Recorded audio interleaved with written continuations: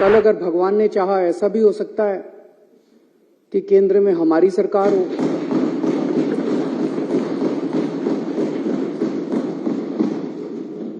दिल्ली में हमारे एलजी हों।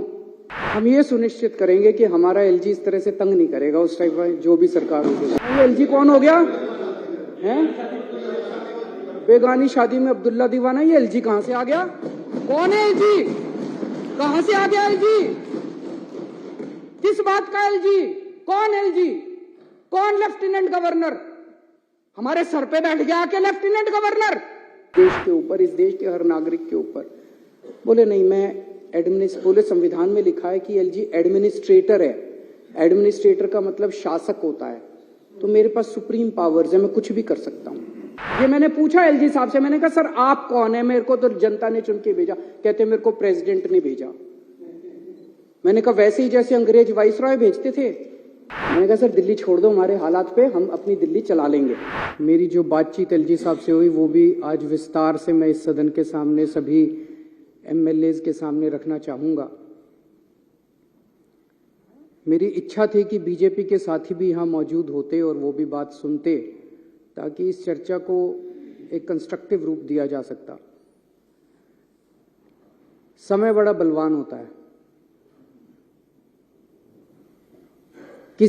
कुछ भी परमानेंट नहीं है जिंदगी में। इस दुनिया में कुछ भी परमानेंट नहीं है। कोई अगर सोचे कि मेरी सरकार बन गई, अब जिंदगी पूरे मेरी सरकार रहेगी, ऐसा नहीं होने वाला। आज मेरी सरकार है, कल हमारी सरकार नहीं होगी। हमारी सरकार 5 साल है, 10 साल है, 15 साल है, 20 साल है, कभी ना कभी तो बदलेगी। आज उनकी सरकार है, परमानेंटली उनकी सरकार नहीं होगी। आज है, कल है, परसों है, अगले दिन बदलेगी। आज दिल्ली में हमारी सरकार है, उनके एलजी हैं, केंद्र में उनकी सरकार है। कल अगर भगवान ने चाहा ऐसा भी हो सकता है कि केंद्र में हमारी सरकार हो,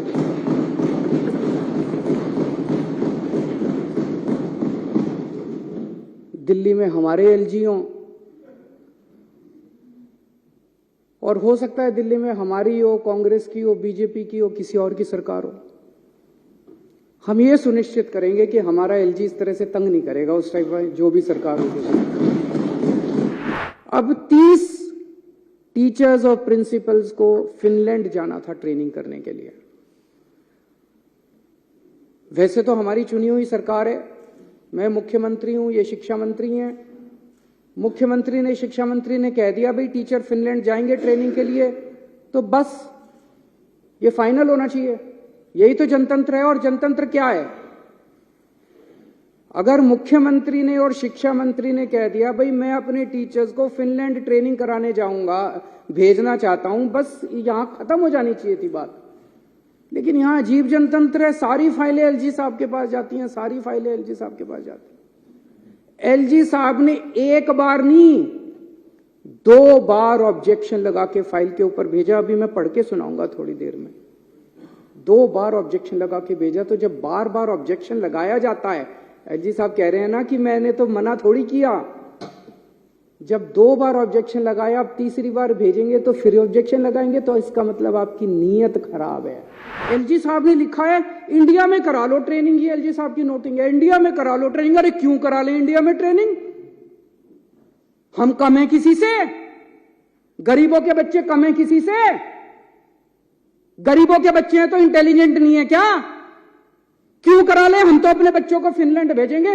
पूरी दुनिया में सबसे अच्छी शिक्षा फिनलैंड के अंदर मिलती है, सबसे अच्छी। ये सबको पता है। फिनलैंड पूरी दुनिया में शिक्षा में नंबर 1 है, और उसमें भी जो नंबर 1 यूनिवर्सिटी है उसमें भेज रहे हैं हम। पूरी दुनिया में जो नंबर 1 है हम तो भेजेंगे सर। दिल्ली के लोगों का पैसा है, टैक्स का पैसा है दिल्ली के लोगों का। टैक्स के पैसे से, दिल्ली के टैक्स के पैसे से भेज रहे हैं। लोगों का पैसा, लोगों के बच्चे, अपने पैसे से लोग अपने बच्चों को ट्रेनिंग के लिए भेजते हैं। ये वो क्या कहते हैं, पराए घर में अब्दुल्ला दीवाना। ये एलजी कौन हो गया है? बेगानी शादी में अब्दुल्ला दीवाना, ये एलजी कहां से आ गया? कौन है एलजी? कहां से आ गया एलजी? किस बात का एलजी? कौन एलजी? कौन लेफ्टिनेंट गवर्नर? हमारे सर पे बैठ गया के लेफ्टिनेंट गवर्नर। अब वो तय करेंगे कि हम अपने बच्चों को कहां पढ़ाएंगे। ऐसी सामंतवादी सोच के लोगों ने आज हमारे देश को पीछे छोड़ा हुआ। मेरे मास्टरों ने आज तक मेरा होमवर्क ऐसे चेक नहीं किया जैसे एलजी साहब आज मेरी फाइलें लेके बैठ जाते हैं, स्पेलिंग गलत है, हैंडराइटिंग खराब है, ये ऐसे क्यों नहीं लिखा, ये वैसे क्यों नहीं लिखा। मेरे मास्टरों ने ऐसे नहीं किया जैसे एलजी साहब मेरा होमवर्क चेक करते हैं। मैं चुना हुआ मुख्यमंत्री हूं, दिल्ली के 2 करोड़ लोगों ने मेरे को चुन के भेजा है। आप कौन है? मैंने उनसे पूछा आप कौन है, ये मैंने पूछा एलजी साहब से। मैंने कहा सर आप कौन है, मेरे को तो जनता ने चुन के भेजा। कहते मेरे को प्रेसिडेंट ने भेजा।